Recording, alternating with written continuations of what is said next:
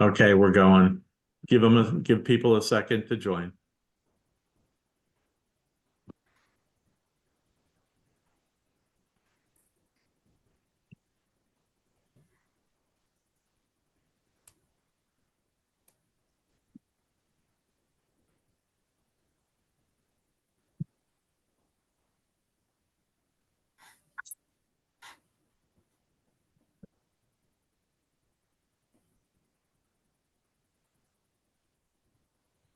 All right, Greg, you ready?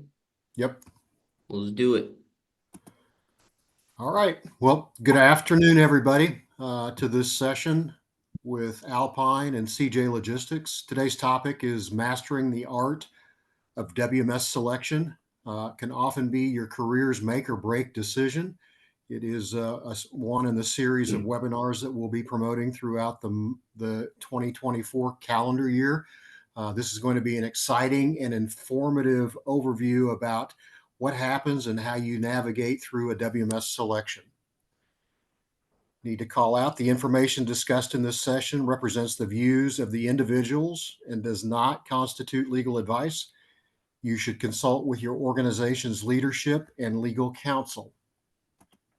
I'm happy to introduce today's panelists. Michael Woolwind is the managing principal and founder of Alpine Supply Chain Solutions. Next to him in the middle is Sean Moore. Sean is the CIO of CJ Logistics. My name is Greg Utter, and I'm one of the senior managing directors at Alpine, and I will be your moderator today. Please use the chat icon as we go through this to submit questions, and we will field those questions as we move through the presentation. At a high level, today's agenda, we're going to start with an overview of who is Alpine, move to who is CJ Logistics. Michael's going to give a WMS market overview. We're going to talk about what problems they're trying to solve with regards to CJ Logistics seeking a new WMS, what approach was taken to get there, the next steps that happen after this, and then one of the favorite topics is the lessons learned as we navigated through each of these different points on this agenda. Michael, I'm going to hand it over to you. Oh, Greg, I thought you were going to talk about how we maximize space, equipment, and labor to ensure our customers get the most from their investments. Yeah, that's one of the 4 assets that you have control over within your distribution center. So, Alpine. So, Michael, this is where I think you're going to take off and tell them what Alpine supports our customers in doing. Well, obviously, you can't have a DC if you don't know where it needs to be. So a big part of our service offering is distribution network analysis, looking at inbound, outbound transportation and service levels. Once you figure out where the DC or how many DCs need to be there, how should you design the DC? Maximize your space, equipment, and labor. And then how should you control the DC as the system? And then as part of the system, any vendor you go with, there's something called client-side responsibilities. The WMS or TMS or ERP vendor only does a certain portion. You as a customer have your side of the responsibilities. We help our customers augment that, ensure success. And last but not least, we get a human resource aspect of our practice, which really is organizational change management, work instructions, SOP, employee engagement, retainment, and rewards. So that's a little bit about Alpine. Specifically, Greg, if you go to the next slide, from the systems perspective, we offer a host of things from justification to requirements definition to selection, augmenting the client-side responsibilities, but more importantly, post-go-live audit. So you establish a business case. Did you hit, achieve, or exceed that business case? That's a huge part of it. So thank you more for the opportunity today to talk a little bit about Alpine, but let's jump into who CJ is. Yeah, so I had one question real quick, Michael. A couple of people are asking, can you elaborate a little bit on the client-side responsibilities? That's a term that some of the folks may not be aware of out here. Sure. So let's talk about labor management solutions, right? So You probably have a Kronos or a time and attendance system that you're going to have to integrate with. You're probably going to have to develop, standards and those types of things. You talk about a transportation management system. How many systems are you going to integrate to? How many carriers? What's your tariff table? How are you going to put that all in and load it up? The software is only one part of it. The technology part's the easy part. The client-side responsibilities is the tough part. Today, we're talking about warehouse management systems. So, facility prep. Do I have a location addressing system? Are all of my barcodes, two-dimensional, 2D barcodes, check digit, voice, RF? Is my Wi-Fi backbone? Do I have dock door? Do I have hanging tags for the bulk area? Do I have staging lanes? Like, how do you locate everything? Am I going to use hemp printers? Am I going to use pre-printed label? So really getting your facility ready for the implementation. And then it's all of the, acceptance testing, end user training, as well as, system integration testing and those types of things. So, the WMS vendor or systems vendor typically does a design doc, configures to that, does an integration doc, configures to that, but you're responsible for all the rest. Oh, great. Great question. Thanks. Yeah. Thank Okay, you very let's much. get to CJ. Yeah. So I'm going to throw it over to Sean again. Sean Moore is the CIO of CJ Logistics, and he's going to talk a little bit about what they do. Sean?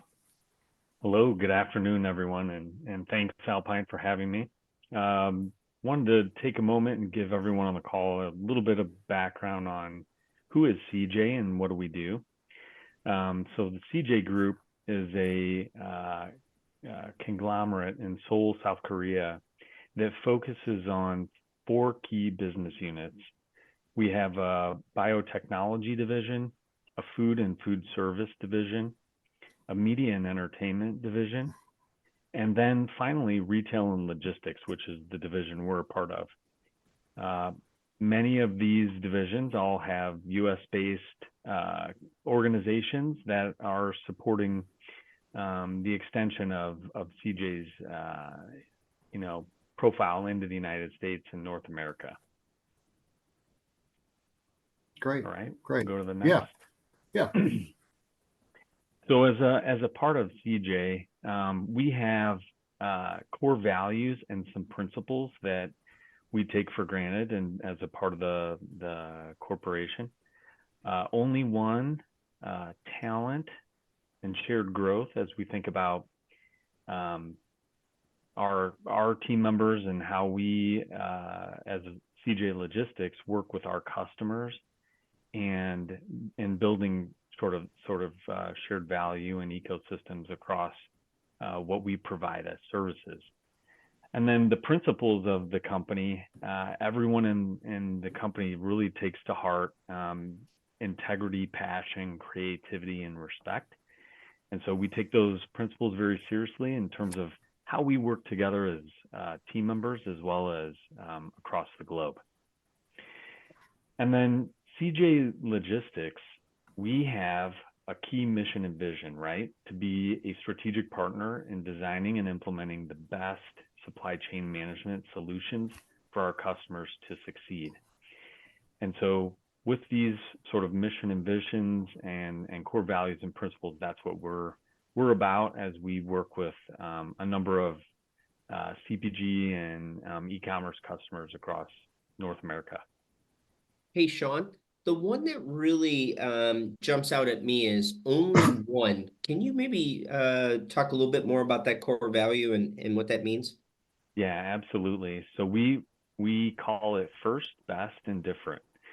So the idea there is across the globe, many of CJ's brands and products are being sort of thought of as only one. And within the company, we think of ourselves as working in a global way, even though we service our local customers, right? And so we want to go to market being the first, best, and different in all of the products and business lines that we're in. Excellent. Thanks for sharing. Yeah. Great. Yeah. Thank you very much, Sean. Appreciate it. All right. So, another continuation. Sure. Yeah. And so within CJ Logistics, North America, we have the following 80 plus locations across Canada, the United States, and Mexico, with more than 30 million square feet of space. And of course, our customers, we focus on a number of different product lines across all of these warehouses. So our goal is to help you become the 5th largest by the end of 2024. Is that a good goal? Yeah, There that's you go. right. Sixth largest right now, and Armstrong and Associates moving up the chain. We're going number 5. Yep. All right. And I'm guessing across those, locations and different customers, you're always looking for something that is different and unique to put in your portfolio. Is that an accurate statement? Yeah, we definitely are. The diversity of sort of our offerings and product lines that we're coming to market with, as well as new customers and logos. Every year we're sort of adding to that across our organization. So it's a really exciting time to be part of CJ. Great. Thank you. And last but not least, these are the offerings that we really provide to our customers. So the first chevron here really talks about our TES group, which is Technology, Engineering, Systems, and Solutions. Essentially, that's where, if you think of WMS platforms, TMS platforms, any of the automation that happens within our warehouse, business intelligence. So we're essentially bringing those services to our customers in terms of what kind of value can we provide them from a technology perspective. The second chevron there is supply chain consulting. So we do probably 60 plus engagements a year in terms of network modeling, warehouse design. We do those services outside of our core warehouse management, transportation, and freight forwarding services. And then the third chevron on the list is our traditional warehouse management. So again, 80 facilities, 30 million square feet. The fourth chevron there talks about supply chain packaging. So we do a lot of VAS servicing for our customers where they need really specialized sort of store displays or unique builds that takes their product and creates new products for them. And then the fifth chevron is transportation management. We have a brokerage, freight, and asset management group that helps provide all transportation services for our customers and clients around North America. And then finally is freight forwarding. So we have, with the power of the overseas team, right, we're able to do a lot of freight forwarding moves from Asia into the United States, into all the ports, as well as drayage, and then connecting it through our transportation services. So a real full suite of services that we provide our customers. And Sean, DSC Logistics had a great brand, a great reputation. Now you guys are part of CJ. Was the freight forwarding the biggest additional service that you guys could offer your customers now? Yeah, I think freight forwarding is one of the key areas that we expanded on. We expanded in asset management as well. Okay. And then in terms of assets and trucks on the road. And then obviously just opening new doors of customers from around the world, right? So it's been a really exciting time. One thing that I think would really be interesting for our attendees today is that, if they don't understand third-party logistics, obviously the Fortune 100 companies really focus on manufacturing, and then they partner with organizations like CJ to actually do their fulfillment. So a lot of times you guys are getting RFPs, and that TES team, the Technology, Engineering, Systems, and Solution team, they have to take that RFP and then they got to decide, is it 40,000 square feet? Is it 800,000 square feet? Like how much space? And then what kind of service level can CJ provide, right? So how many inbound loads, how many orders a day, how we're going to pick it, package, ship it, what systems do we need, right? So you get the RFP, then you win. And now you got to go implement or onboard the customer, and you got to hit those SLAs with your quarterly meetings. And then you have continuous improvement. So, hey, we didn't know what we didn't know. We've been working with you guys for 6-9 months now. Your order profiles changed. The SLAs have changed. We believe if we invest $200,000 in slotting or labor management, that we are going to save 400,000. And if your contract's a gain share, you split that or this, that. So I think a lot of people that don't have exposure to the 3PL industry, maybe, they have, an industrial engineering or in-house engineering team, but really TES has such a big instrumental role within the third party space, right? Yeah, and so Michael, your point's really well done here in terms of, a third party logistics company. We don't just, onboard your supply chain and then that's it, right? We continue to grow with you as a customer, whether that's, redesigning warehouses, trying to find efficiency within the warehouse itself, or, as your company changes and has mergers and acquisitions or other events that the company is moving through, our TES team is there to sort of support and help your organization kind of move forward. So we've done that in a number of cases where customers have seen really significant growth, and those customers can really focus on, their core business, right? Products and marketing, and not worry so much about the supply chain side. So fantastic. And Well, we I- are excited about that. Yeah, go ahead, Greg. Yeah, and I had a follow-on question, kind of along those same lines. And the question was around the supply chain consulting. So I'll frame it up and make it a little longer topic. A customer does their own distribution, right? They might be struggling with SLAs. They might be struggling. Is that what the supply chain consulting arm does, is help them evaluate whether moving to a 3PL model is the right move? Yeah, that's part of what some of those engagements are, helping some evaluations, network modeling, and sort of really trying to determine what's the most efficient way we can move your goods within the United States, whether it's locations or transportation routes and things of that nature. So, Okay. yeah. All right. Thank you. So, Michael, why don't you give us a little bit of background on the WMS market overview, please, sir? I was very fortunate to install my first WMS in 1993. And since then, what's been constant is about every 7 to 10 years, you rip and replace your WMS. And so what we're seeing right now is even projects that I did in 95, 97, that they're starting to say, okay, well, I can upgrade with my same vendor, but it's not an upgrade. It's a rip and replace. So we're seeing a real high demand. I think we did 7 WMS selections 2 years ago. We did 9 last year. We got 4 underway. So, the WMS market's going to continue to grow. And now more than ever, we're starting to see just a huge demand that says, I've got an AS400 green screen, or I've got an open systems, and now I need to really reinvest in my WMS space. So the good news is that this market is going to continue to grow.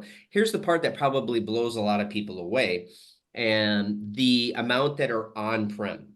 So whether you're a remote DC, or you don't have a dedicated T1, or you're not good with your cloud backup, we're still seeing a lot of customers put the real-time warehouse management system on-prem, because if they lose their internet connection or they lose power, they got to back up the generator and they ship stuff. So when you talk about real-time systems, the day you don't ship stuff, people could lose their jobs. So it's interesting. The cloud's going to continue to grow, and some organizations have a cloud first or cloud only, but we still have some clients that choose to do it on-prem, and there's a reason behind it. So we'll talk a little bit more about that later, but this is a good indicator of kind of where the market is and where it's going.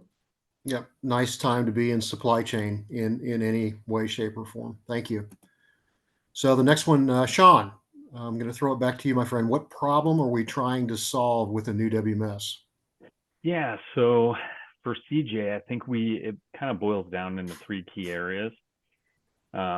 Replacing our technical debt, expanding our business portfolio and sort of growth areas, and really thinking about advancing from a technology platform in and of itself.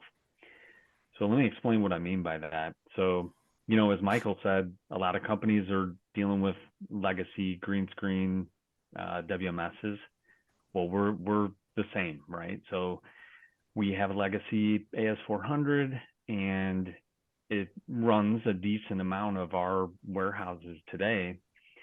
And so we need to look for newer technology to take its place as we really think about multi-customer public warehouses and continuing the support of our existing customer business, right? So it's truly a way for us to sort of really strategically get to the next level in terms of replacing the technical debt and de-risking the organization. Yeah. So the second area is, expanding our portfolio.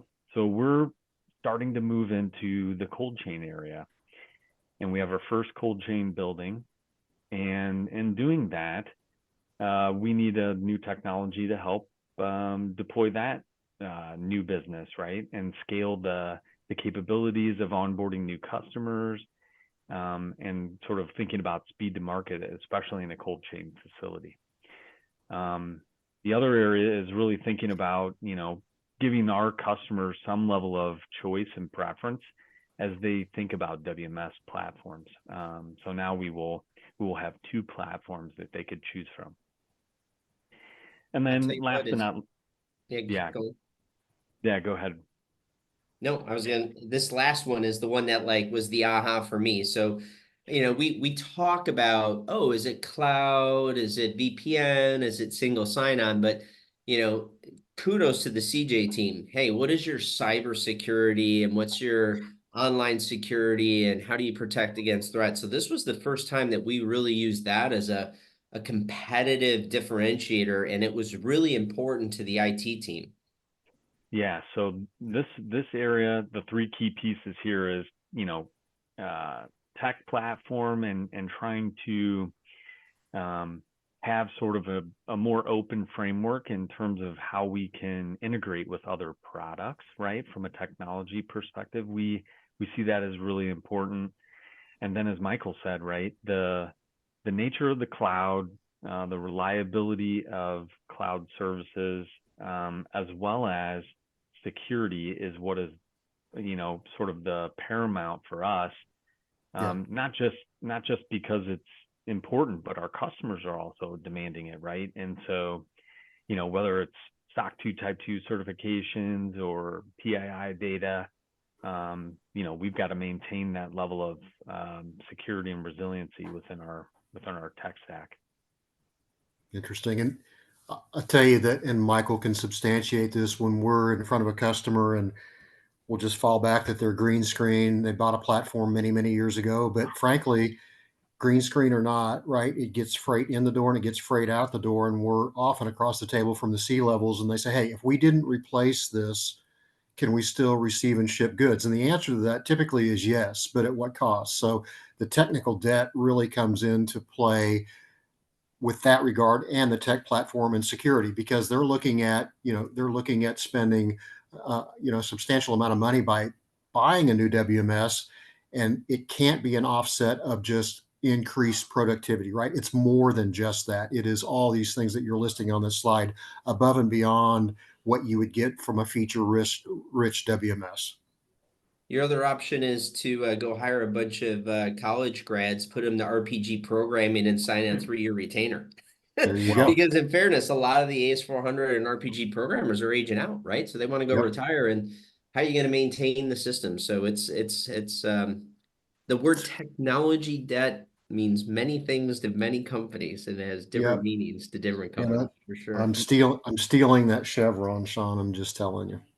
Well, and you guys hit the nail on the head, right? So we do have team members who are very experienced, dedicated folks. They've been supporting the systems, and they're at the point of which they're ready to retire, right? And how many college grads are going to raise their hand and say, "Hey, I want to learn RPG out of school"? So there's a risk there, and we take it seriously. So yeah. Thanks, Sean. I appreciate it. So, Michael, back to you. So, what approach did we take? And I'll let you step through the 6 steps. Yeah. So, I think you can't manage what you don't measure, right? So we want to always partner with our customers and establish that business case. But before we jump into that, I mean, Sean, I think you and your team, did a pretty detailed analysis of the players out there, the market, and we were very, very honored to become your partner through this journey. Any, shout out or key differentiator why you chose Alpine for that consulting expertise area? Yeah, I would say, Alpine came to the table with a next level of detail. Whether it's the RFP documentation, or whether it's your industry expertise from the team members who were on the project. I just think there was a level of detail and scrutiny that we've really benefited from, because we were trying to uncover all of those, rocks and look under every stone unturned, right? In terms of trying to make sure that we've made a really good decision in selecting the software. So I thought those were key areas. We appreciate the partnership, Sean, and thanks for sharing. So consulting expertise, objectivity. We don't resell any software. We don't get any money from any software. We're 100% objective. We want to lead a selection that allows our customer to make the right choice. We do have a goal, though, right? We want to get leadership in place. We want to make sure we leverage our industry knowledge. And so leveraging our consulting expertise, been there, done that, got the t-shirt. We build the business case. And in our regard, I think Andrea said, hey, we're going to go see 3 sites. Next thing you know, we're at 9 sites, right? Because your business is so different across so many places. So we went to all 9 sites, did the discovery, understood how you guys are operating today and what's best practice, and understanding those gaps.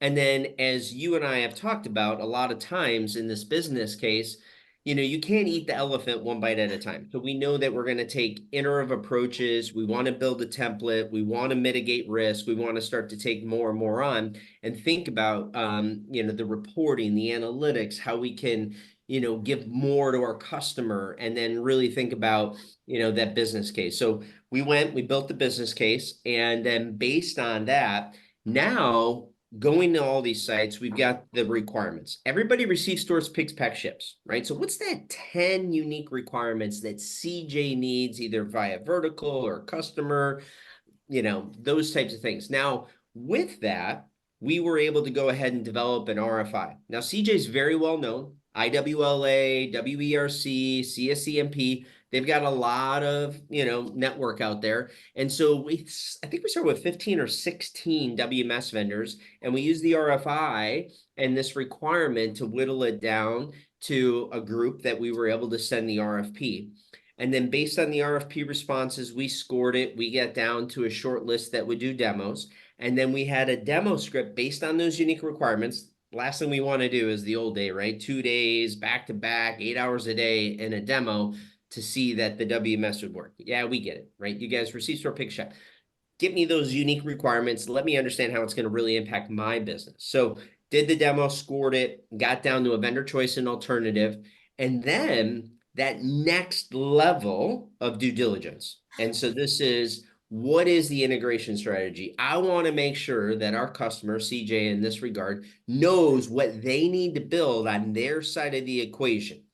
In addition to that, implementation. What is the implementation plan? What is the WMS vendor going to do? When they say train the trainer, what does that mean? They're going to train your WMS admin on the configuration of the system. They're not going to say on the RF device, go to shift 7 to do receiving, scan this, scan that. That's up to the customer to do the work instructions and the training. So understanding what that implementation is. And then today, with it either being hardware on-prem or SLA. So who is your cloud provider? What are your SLAs? How often are the upgrades? How do I have to take them? How much time do I have to take them? Is there exit points? Do I have to take it as is? Like understanding that whole piece. So that next level of due diligence is important. And specifically collaborating with CJ the day in the life. Right. So when we think about doing projects and understanding where we may have, failed in the past or lessons learned or this or that, organizational change management. So today I'm on the inbound, I've got an appointment schedule, it's a Google sheet. Tomorrow, I'm going to log into the WMS, I've got EDI ASNs, and it's going to tell me their preferred day and time. How do I now block these appointments out? I'm used to a Google sheet. So really the day in the life of the team that's going to actually use the software. In with regards to references, right? A phone call and understanding, hey, we know every project has bumps in the roads. How did the vendor respond? What was your overall, do they know our industry, this and that? But then being able to go and see it, right? And really a day in the life of how do I, log on in the morning and it's 3 o'clock, and how do I know I've got UPS, cut off at 6? How am I going to get rest of those orders out? So really doing that next level due diligence. And then the contracting, right? So, I think being able to support CJ through the contracting phase, that is where we're at right now. So we got a vendor of choice, we got an alternative, we got both of the contracts, we're going through legal, we're doing that while we're now developing the implementation strategy. So, specifically, what is the scope of the first site? What is the planning? And if we were to kick off, who would do what roles on CJ, who and what would do the roles on the WMS vendor, and then how can Alpine augment that? So really thinking about that implementation strategy. What is the timeline? What is the budget? How are we going to ensure we, deliver this on time, on value, and as a 3PL, a modular approach where we've got templates that we can actually ramp up and spin up new customers like we do on our legacy system, and being able to meet, 4-week windows and being able to meet that customer expectation and support sales. So that's that implementation strategy, and then the oversight. So we'll talk a little bit more about what we feel is, kind of Alpine's secret sauce, 6 common principles of being successful, and monthly steer codes, and holding everybody accountable. And I wrote the word global program management here. So 80 plus sites, like we need to make sure that the infrastructure, the IT, the help desk, and understanding, what we can do to support multiple site rollouts at the same time and not burn out the team, but also have that center of excellence at home and being able to support all the sites out in the field and the standardization of the platform and being able to do the upgrade. So really thinking about it from a holistic picture. Sean, anything you want to add about the process and the steps we have taken and where we're about to go? No, I think the being able to do those demos, continue to follow up with day in the lives, right? Really see what the outcome of the solution looks like, and making sure we bring all of our team members together, right? As well as getting us connected with real customers and talking to them and saying, hey, how did you guys, work with X vendor, and what were the outcomes you saw? And then in addition to the calls, we're actually going on site and we're going to see a few warehouses. Yeah. I think, when you hear it from, you can see the solution, but then when you hear it from a customer and then actually see it in practice, we're really going to have a level of confidence that's pretty high. So yeah, like it said on the very first slide, it was, this is often a career-making decision, and it's kind of like a marriage, right? So you're going to date, and eventually you're going to, propose and get married. But if you're unsure during that dating phase, date a little bit longer, and that's what this due diligence is that you're talking about. Let's make sure that we're picking the right partner to, be a partner for 10, 15, 20 years or longer. Yeah, absolutely. Okay, we're going to jump into next steps. Michael, I'm going to hand it back to you for the next steps roadmap. Yeah, so somebody asked earlier, what does client-side responsibilities look like? This is kind of the roadmap. So number one, organizational change management. You guys know as well as I do, there's certain people on the floor that are perceived as leaders. So being able to win the hearts and minds of those influencers. So during the lunch hour at the water cooler, this and that, they're going to talk about, hey, they brought me off the floor. They asked me about receiving and put away. And now, right, I've been able to give my vote, and then we bring them in and we train them a little bit. They get to understand the software. They test them a little bit. So being able to think about that change management, organizational change management, naming the project, making everybody aware, communicating, no surprises, and winning the hearts and minds, helping them understand what they do today and how they're going to do it tomorrow.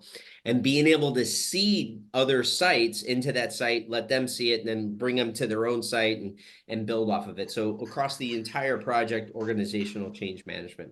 Talked a little bit about facility prep, location addressing system, labels, depending on the WMS vendor of choice.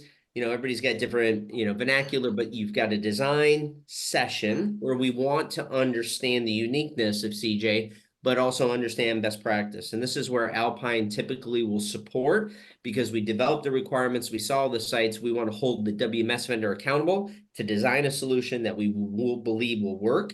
And then while they're off configuring that software, we're working on what data do we need, right? We need a purchase order down, receipt confirmation up, three-way match, pay the vendor. We've got sales order down, ship confirmation up. We can notify our customers that the products have shipped. And then we've got, inventory adjustment and new items down. So thinking about what data we need, what system it's going to populate in, using real data, item master, location master, supplier master, customer data. So really think about the data that we need for the testing. Then thinking about what work instructions and SOPs we want is the foundation for the testing. So you got system integration test and you got user acceptance test.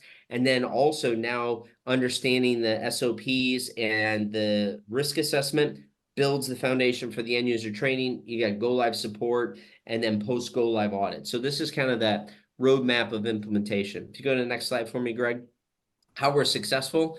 6 common characteristics of success. Number 1, it's got to be one of your top 3 company priorities. So it's got to be on your monthly leadership meeting. It's got to be on your weekly leadership meeting. It's got to be one of the top 3. If it's always on there, it just becomes part of the DNA of your company. Number 2, it's got to be led by the business. Automating current process, not good. We want business to think about what they do today, understand best practice, and challenge us on why we can't embrace what's in the software and best practice to make sure it's good. Number 3, business commitment to change. So you got to be willing to change, but also we need to maintain some flexibility, right? So if in the event we're down the road and CJ gets a new customer, we might need to pivot site 3 to a different site, right? We need to maybe add some additional capability or functionality. So keep the main thing, but be flexible. Value-based. Every project has metrics of success. What's the business case? What's the value perceived? And we need to go back. We got to be held accountable to the board to deliver on that value. Stay the course, maintain the flexibility. Like we said, resources might, shift. We will hit bumps in the road. We just got to keep progressing forward. And data readiness. So, data. Use real data early and often. All right. So in addition to the common characteristics of success, go to the next slide. Monthly steering committee meetings. Yeah, go ahead. I had one question, Michael, sorry, on this slide back here. And yeah, the question came out, well, don't vendors take on some of these different roles during an implementation? And I would say the answer is yes and no. It depends upon the vendor and what platform you're looking at. And what I like to do is, think about a responsibility matrix, a RACI chart, RACI. There's responsible, accountable, consulted, and informed. Have the vendor put together a RACI chart and look at the R's that are under the column of customer. And that will really shine the light on what the vendor is expecting of the customer as they move through this roadmap from facility prep through go live support. Absolutely. So after the common characteristics of success, it's the steering committee meeting, right? So you've got a board, you got to put them in the box, right? So you got, hopefully CJ, WMS vendor of choice, Alpine.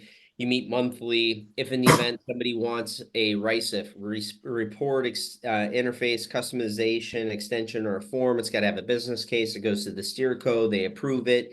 If anything needs to adjust with regards to resources or timeline, it's got to go to the steer code. They approve it. Because once you snap the chalk line and you establish a project plan, a project timeline, a project resource, a project budget, our goal is to deliver on time and on value. And the way we do that is making sure the 6 common characteristics of success and this governance model is in place. And it's not just the leadership and it's not just the executives. We're going to have process teams, right? So we're going to have your receiving leads out there telling us exactly how they receive it today. And they're going to say, and we're going to challenge them, hey, oh, well, don't forget about this. Okay, well, how often does that happen? Twice a year? No big deal. Like, we'll figure out how to work around it. Twice a week, and it's a $30,000 extension, and it's going to save us $100,000 a week. It's a no-brainer, right? So being able to have that kind of level of openness and clarity. So that's where the training and change management comes across that team, and then the technical integrations and data. Okay. Next. Yep. All right. So I'm going to ask both of you independently. First, Sean, and then Michael. Lessons learned. So yeah, I think. Oh, go ahead, Michael. Sean. Well, I was going to say is, it's not often that you get an opportunity to redo. So I think CJ went out a few years ago, selected a solution, and it wasn't necessarily a successful install. And there's a lot of lessons learned from that. And so I think, with this opportunity to do a redo, I've seen CJ make significant changes. They've got the executive alignment. They made the right investment in a team, both from the technology side and the operations side, and being able to get a cohesive unit working together. Those are kind of like, I think the big lesson learned is, working with you guys. But Sean, I'd be open to what you have to say. Yeah, I mean, sometimes these projects get either led by the business or they get led by IT. And those two different groups have different requirements, right? And Yeah. so one of the things that we really tried to focus on is making sure we had good balance between both, and that we actually captured requirements from both sides and put it all together and really tried to, determine non-functional requirements and actually functional requirements. And I think that really helped not only the business folks understand what's important to us, but then vice versa, right? So really, really better opportunity for us to get visibility and just do a lot more due diligence, right? I wasn't there the last time, but I think Alpine really helped us get into a lot of the detail and really uncover those nuggets of value that means something to us as we make this decision. So Yeah. And it's a project, and it's not an easy project. It can get very deep, and it can get very rigorous. And when you think about the last 5 bullets, get to know the vendors, had the vendors do a site visit before they answer the RFP, so they have their eyes on the operation. They understand what they're saying yes and no to. Detailed implementation reviews, reference calls. Those are a lot of steps that take a significant amount of time from the business and from IT, because they still have their full-time jobs. So just getting through the process really proves out the reason why it's required and it's needed. And again, just to reiterate, and you guys have done a fabulous job, the top-down executive leadership sponsorship is really what makes it move and navigate through those steps more easily. So thank you very much for that. And one of the other big ones there, if you go back, Greg, is that leverage the system, most viable product, and best practices. So if the business case warrants some advanced functionality, we need to bake it in. Don't default to the MVP. On the flip side, if MVP is going to meet the needs and we can get a speed to value, and it embraces some best practices, and we can truly leverage on a simple site and then take it to another site with more complexity, we can do that as well. So, the big thing here is that we established a partnership. We got executive alignment across both sides of the organization. Alpine gets called a lot to get projects unstuck. And the first question we ask is this an operations-led project with IT sponsoring, or is this an IT-led project for operations? And when we get deer in headlights or people aren't sure how to answer that question, that's a big part of it. So I think, we asked that question early. CJ had it. Yep, this is an operations project led by IT. It's a collaborative approach. We've got both the CIO and COO in the same box. and the teams are working together to deliver this, that's a huge win right there, because there's a lot of political and inside games when we go to customers and trying to figure it out. So I just wanted to say that was probably another lesson learned. If you go to the next Yep. slide, Greg. Yep. So, if in the event your organization needs a WMS ROI, we have a very interesting proprietary tool. We can do a phone call. We can do it absolutely free. If in the event you need a more detailed, granular business case, we leverage WERC's benchmarking methodology to help you guys develop that ROI. We can support selections, negotiations, implementations, and then, believe it or not, I think, what was it, 6 last year? Yep. WMS vendors across the board are calling us and saying, hey, my customer is stuck, or they don't have the right resources, or they didn't get the right data. Like, can you come in here and help them get this WMS project live? So we can get our fingernails dirty. We can jump in. We can get on the ground and help. So any type of support, we're there to help. Go to the next slide, Greg. Sure. And that's just a picture of all of our offerings. Okay, next. Yep. Woohoo. Woohoo. So we've kind of had some questions and answers that we've gone through that I've thrown out there as a dialogue. If you have any additional questions, we still have a few minutes left in the webinar. You can use your chat icon at the bottom of the screen, and we would be happy to answer those. And I'll just let it pause for just a few seconds, and Dave or Sean or Michael can let me know if we do have any questions pop up. Yeah, so Sean, it says, how does a partner like Alpine support the process? Yeah, so that's a really good one. If you're in the 3PL business, right, we don't have a lot of time and resources, and I'm sure other IT departments are the same, right? But I would say there's a couple of key things that are differentiators here. Number one, the RFI document that was created and the level of detail and knowledge of questions back to the vendors. We could have put it together, but that would have taken months to do. It was a very rigorous process in that regard. I also think just a lot of the connections in terms of reference points and, trying to work with the vendors, have the vendors help in terms of interpreting, what we're seeking to do and trying to find like customers on their side has been helpful. So I think those are a couple of key areas, right? And then taking us through the methodology itself, right? If you've never done software selection methodology, it gets really rigorous and it's difficult at times.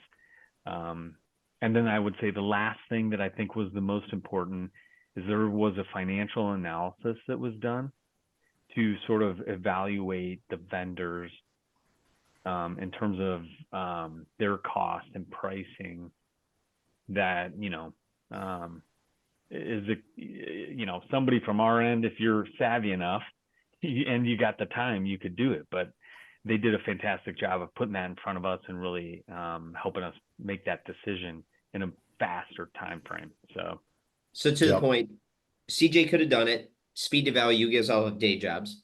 Number two, we've already got the tools and the templates. You guys were able to leverage that so we could do it in a quicker time. But number three, you hit the nail on the head. We call it the secret decoder ring.